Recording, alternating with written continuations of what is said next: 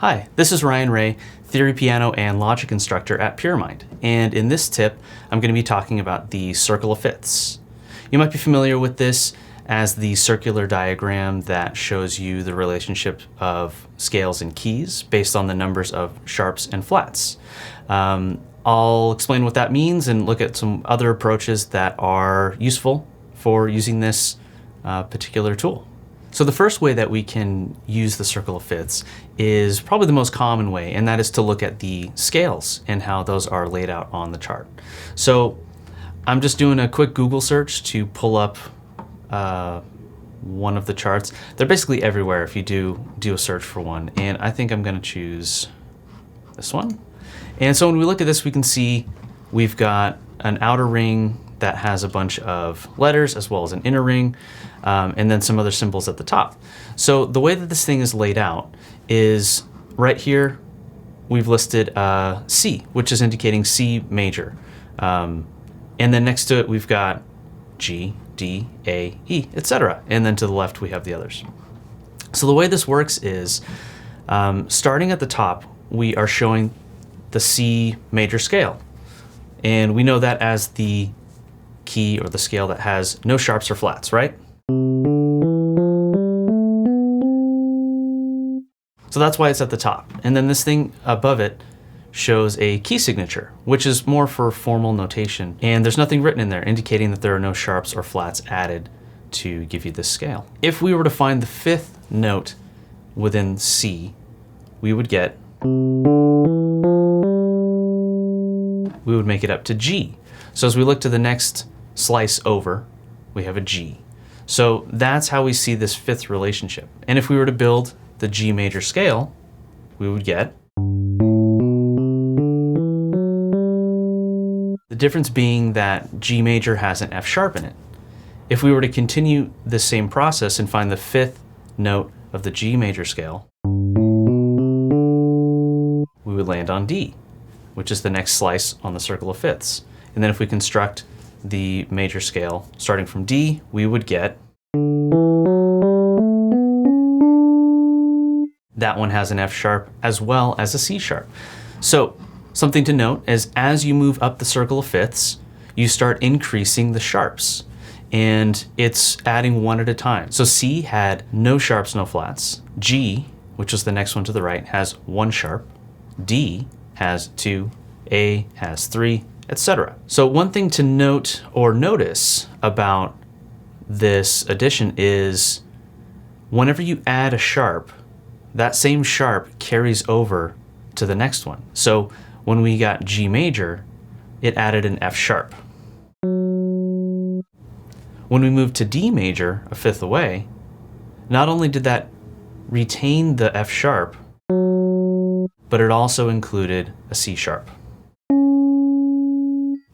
As we move to A major, the next slice up, we would have that F sharp, we would have the C sharp, and then the new addition would be the G sharp. So as you move up, you're adding a sharp and then it carries over and it continues adding all the way up. One quick way to remember what is the new note that's being added, what's the new sharp? Well, you can remember it as either the seventh note of the scale. So if we went to G, the seventh note would be F sharp. If we go to D, C sharp is the seventh note. Maybe you don't want to count all the way up to 7, so you can just count one back, one half step back. So if we had G, it's F sharp. If we had D, C sharp. A, G sharp. E, D sharp, etc. So that becomes a kind of quick way to figure out what is the new sharp being added to the key as you move up the circle of fifths. That's one direction. We can also go to the left of the circle, and when we move a fifth down, we land on a different note. Instead of landing on G when we went up, if we go down a fifth, we land on F. So there's two perspectives looking at that direction. We can either go down by fifth, or you can think of it as moving up by fourth. Gets you the same result. So I'll just use the term fourth for now because it'll actually come in handy in a moment. As you move up the circle of fourths or down the circle of fifths, instead of adding sharps, you're actually going to add flats. Or another way to think of it is if a sharp was to raise a note a half a step, flat removes a half a step. So even if you continue going to the left, no matter what, you're removing a half step. If you move to the right, you are increasing. So if we look at F major, our scale is. So notice the addition of B flat.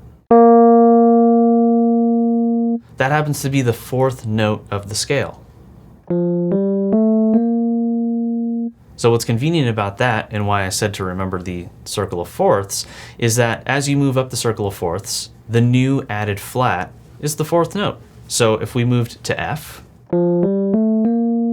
B flat is the fourth note, that's the new addition. As we keep moving in that direction on the downward on the circle of fifths or up the circle of fourths, we would get to the next one, which is a B flat. Also happens to be that note that we just adjusted. And if we build up our scale from B flat, the fourth note is the new addition.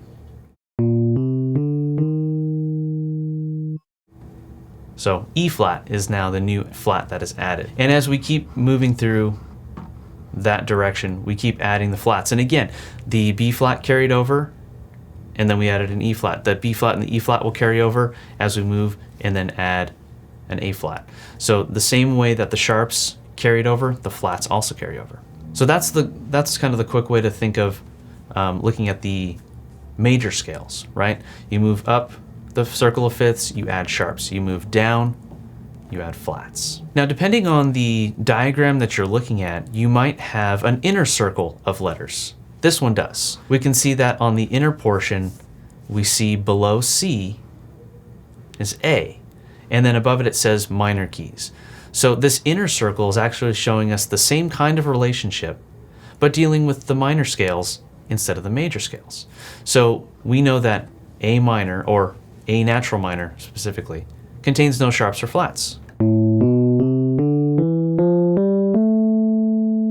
So because it has no sharps or flats, it's going to be at that top spot, just like where C is. If we move up to the next one, a fifth away from there,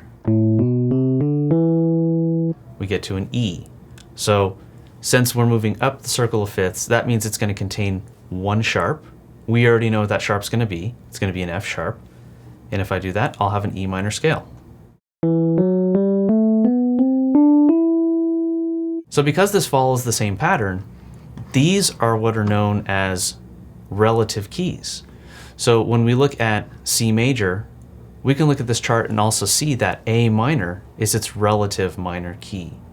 If we move to G major, we know that E minor will be its relative. D major, B minor. If we move the other direction, F major, D minor will be its relative. B flat major, G minor, etc. And you could also say it the other way around. A minor has a relative major key of C major. What's nice here is that it's showing us the same kind of collection of pitches and the same relationships. So the next way that we can use the circle of fifths is to find the diatonic triads, or think chords of your scale, chords within your key, of whatever key you're working with.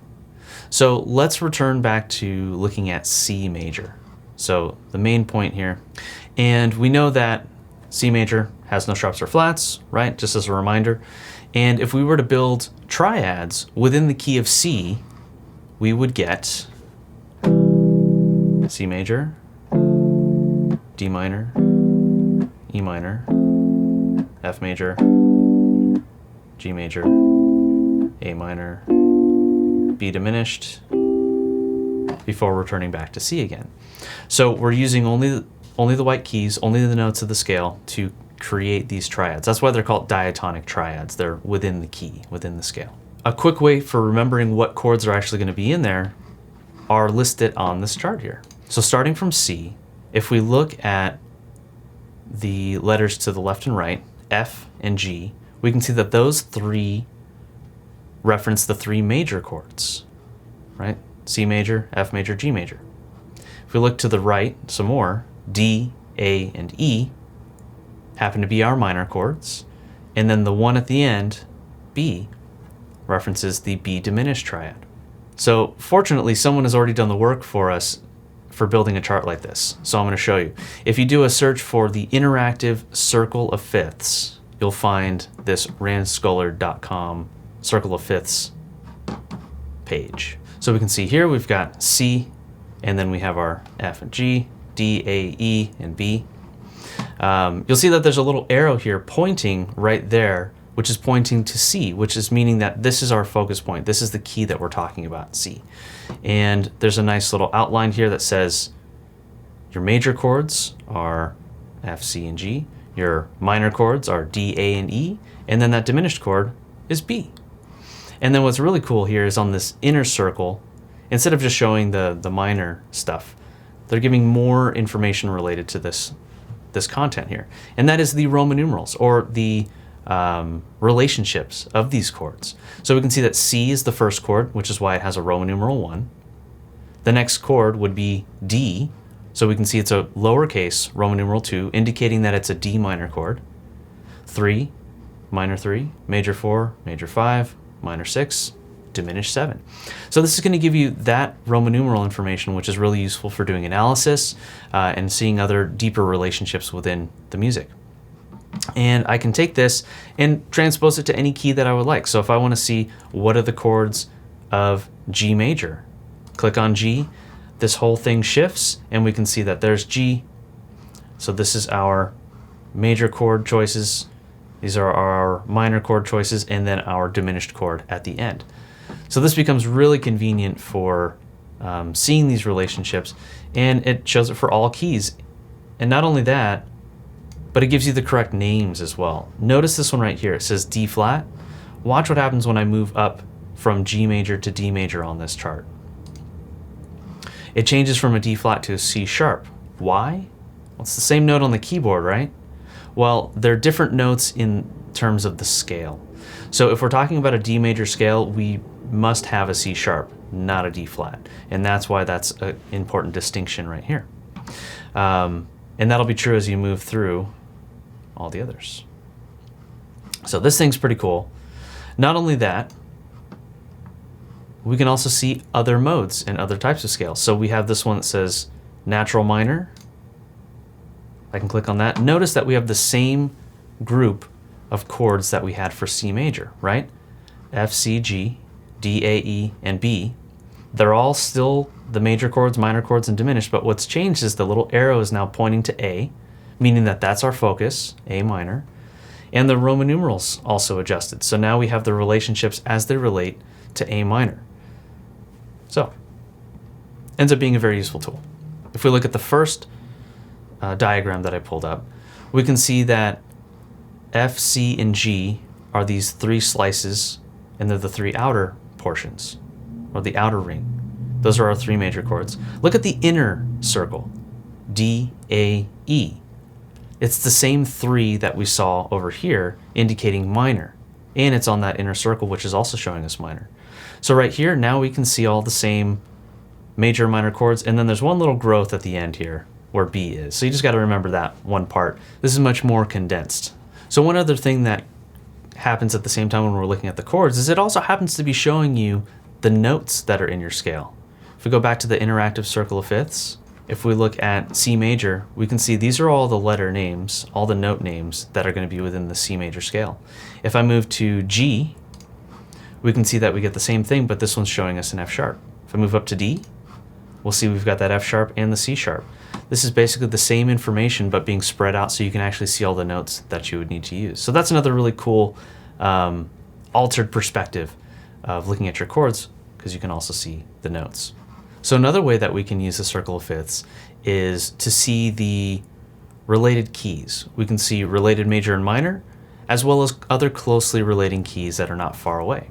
If we use this interactive circle of fifths again to kind of be our chart to jump to, we know that C and A minor are relatives because they share the same notes in common, right? They have the same 7 notes different focal point, right? C major, you're looking at C, A minor, you're looking at A, but it's the same collection of pitches, which means if you were going to be within your song or your production and you wanted to change from C major to A minor, it'd be very easy to do so because there's no clash. They're using the same notes. Or if you were going to move from one song to another song, moving from C major to a song that's in A minor would blend nicely because they share the same pitches and the same sound. You can also go to other keys that are a little bit further away, and this sort of shows us relationships that are also good alternatives. We know that G major has that F sharp in it, which means it has 6 out of 7 notes in common with C major. 6 out of 7 is a good percentage, so that wouldn't be far or harsh to transition from C to G major. Likewise, you could move to F major, which would have 1 flat. So again, 6 notes in common, 1 that isn't. So because of that, they are known as closely relating keys. And within your production or from song to song, you can easily move from these closely related keys because they share enough in common that they're pretty smooth. So when we look here, this is showing us the major and minor areas that would be okay to go to. So if you were in the key of C, you could easily go to F major or G major.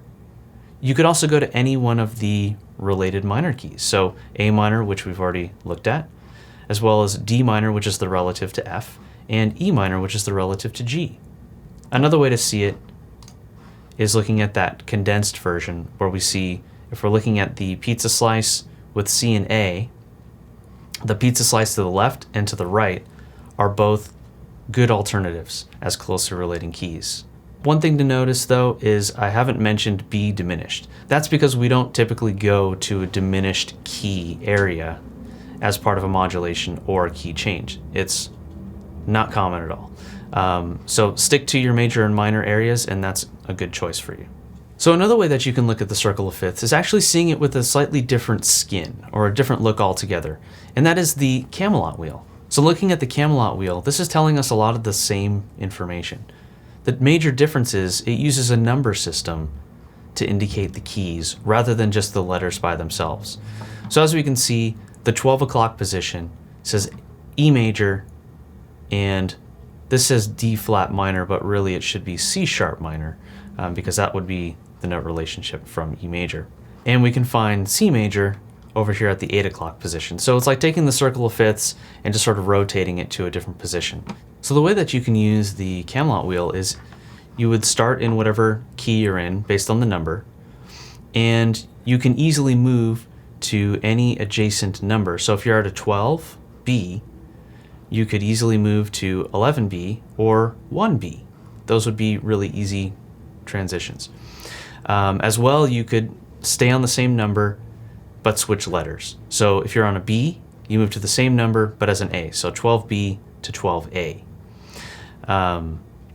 This is very similar to what I was talking about with the modulation to related keys as well as closely relating keys or transitioning between. It's the same kind of pizza slice with the 2 adjacent pizza slices next to it relationship. And one of our other Pyramind instructors, Sean Mercado, has a nice video called DJ Tips and Tricks where he talks a little bit about the Camelot Wheel and mixed in key and how he approaches that from a DJ's perspective. Another way that you can use the circle of fifths relates to another topic I did in another video called mode mixing. And this idea is that you could be in a major key and borrow or kind of switch in and out of the parallel key. So if you were in C major, for example, the parallel would be C minor. Related keys share the same pitches, so C major and A minor have the same set of pitches, no sharps nor flats. But parallel keys share the same tonic, so C major and C minor both have C as the first note, but they'll have a different collection of pitches. If you know how to use mode mixing or you're interested in changing to the parallel, you can use the circle of fifths to find where that is and then instantly know some other information about it, whether it be the notes or the chords that you're going to find. So if we use C major as a starting point, for example, we see C major, and then if we move over quarter over in the circle, we find C minor on the inner circle. And we can see that we've got these as our adjacent pizza slices, right? E flat, C, A flat, F, B flat, G. Those would be your other key or chord choices, as well as this one being the D diminished. You can also use the interactive chart to figure out what your chords would be, but this is another quick way to figure out where your parallel keys can be found. So the circle of fifths can also be used to find a couple of other interesting bits of information. For example, if you know about tonic and dominant relationships, ones and fives, we can easily see that since this is already presented in fifths, right?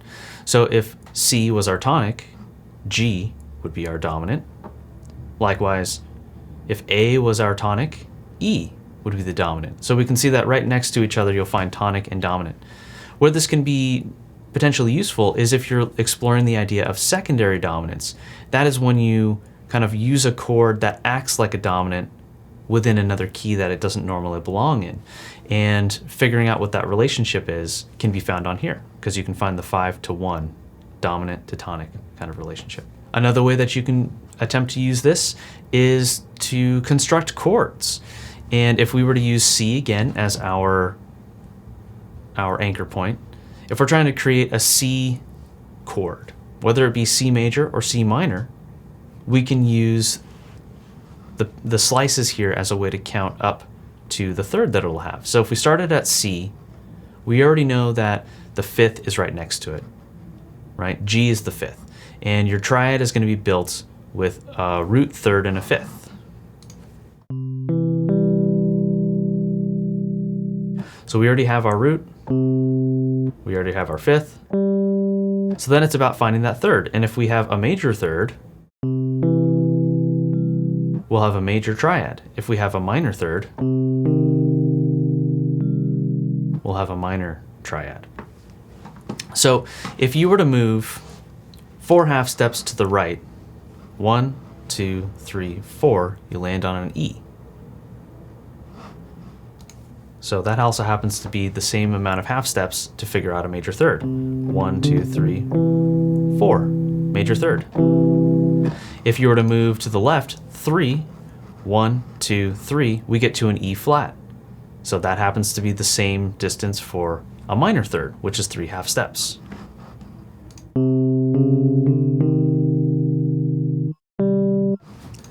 So that can just be another clever way to use this thing, but there's a number of other relationships built within this thing. You just got to explore it and see what else you find. So the circle of fifths is this great tool that's really useful for identifying relationships within music. And there's probably many more than the ones that I've talked about so far. So how do you use it? Do you have any other ways that you found that work for you or show you really interesting things within music? Let us know in the comments. And also, if you like this video, give us a thumbs up and be sure to share and subscribe. And I'll see you next time. If you're a music producer, subscribe to our channel and stay up to date on the latest Pyramind tutorial videos, track breakdowns, elite sessions, and more. Visit us at pyramind.com.